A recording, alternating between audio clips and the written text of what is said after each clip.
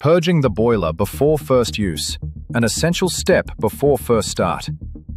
This step must be followed to commission the boiler and follow the warranty terms and conditions. Inside the box, you'll find the user manual and a quick installation guide. Follow these steps carefully to make sure your boiler starts the right way from day one. Before starting, make sure the boiler is not connected to electricity. If the mains cable is already in place, turn off the boiler's isolator switch, remove the boiler's top panel, and disconnect the mains cable. Locate the purge valve on top of the boiler. Using a flathead screwdriver, open the valve slowly, half a turn, to let trapped air escape. Keep it open until you see a steady flow of water with no bubbles. Close the valve securely.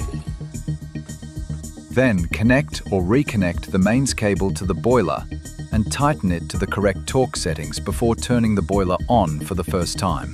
Failure to purge before turning the boiler on for the first time will void the warranty and may cause overheating, trigger an F8 error, or damage the heating elements.